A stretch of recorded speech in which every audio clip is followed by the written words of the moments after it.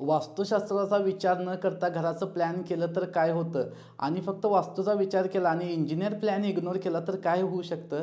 तर आजच्या या व्हिडिओमध्ये आपण प्रॅक्टिकली बघणार आहोत की घराचं जे वास्तुशास्त्राप्रमाणे बेसिक आपले जे लोकेशन आहे ते कुठे कुलाचं लोकेशन कसं असलं पाहिजे.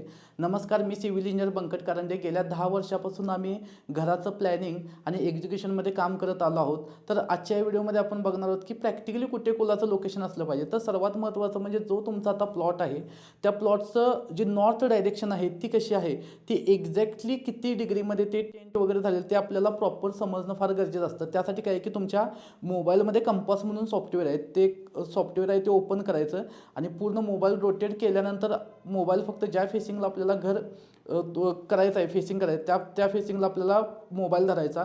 त्यामध्ये नॉर्थ किती अँगलने आपल्याला इकडे तिकडे सरकलेलं आहे ते आपल्याला समजतं. त्याचा स्क्रीनशॉट घ्यायचा आणि तो तुमच्या इंजिनियर किंवा आर्किटेक्टना पाठवायचा. म्हणजे त्यांना ॲक्युरेट समजतं की नॉर्थ किती अँगलमध्ये टेंट झालेलं आहे.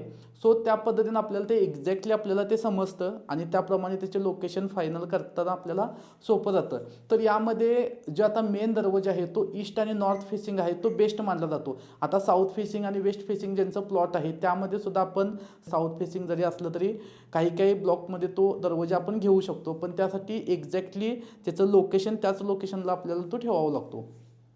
तर याचबरोबर जे आता नॉर्थ ईस्ट जी आपली डायरेक्शन आहे तर यामध्ये काय की इथं देवघराचं स्थान पूजा रूम जे आहे तुम्ही नॉर्थ ईस्टला घेऊ शकतो, ज्याला आपण मराठीमध्ये ईशान्य कॉर्नर असे म्हणतो.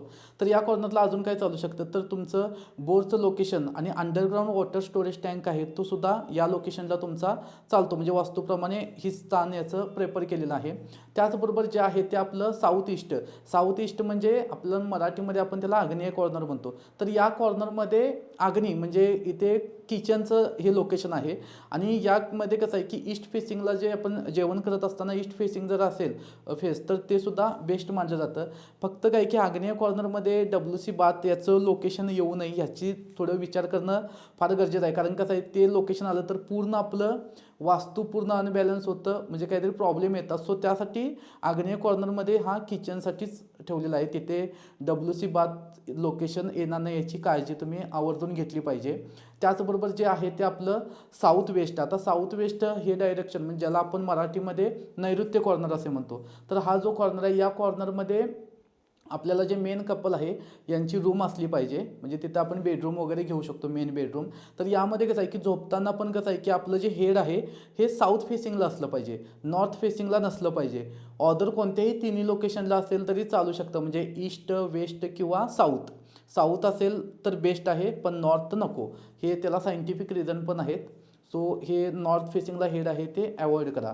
तर यानंतर राहिलेलं आहे ते म्हणजे आपलं नॉर्थ वेस्ट, म्हणजे ज्याला आपण मराठीमध्ये वायव्य कॉर्नर असं म्हणतो. तर या कॉर्नरमध्ये आपण ड्रेनेज ट्रॅकचं जे आहे ते लोकेशन घेऊ शकतो. त्याचबरोबर WC बाथचं जे लोकेशन आहे ते सुद्धा या पॉईंटवर आपण या डायरेक्शनमध्ये आपण घेऊ शकतो. ब्रह्मस्थळ जे आहे ब्रह्मस्थळावरती आपलं जे मेन स्थान आहे ते ओपन असलं पाहिजे. तर हे जे आहे हे बेसिक वास्तुशास्त्र आहे. याप्रमाणे तुम्ही घराचं प्लॅनिंग आहे हे विचारात घेणं फार गरजेचं असतं. जर तुम्हाला आमच्याकडून वास्तुशास्त्राप्रमाणे 2D डिझाईन जर हवा असेल, म्हणजे 2D 3D डिझाईन किंवा डायरेक्टली घर बांधून सुद्धा जर हवा असेल तर खाली डिस्क्रिप्शनमध्ये व्हॉट्सॲप नंबर दिलेला आहे, त्या नंबरला तुम्ही मेसेज करू शकता. आणि जर हा व्हिडिओ जर आवडला असेल तर व्हिडिओला लाईक आणि चॅनलला सबस्क्राईब पण करू शकता. धन्यवाद.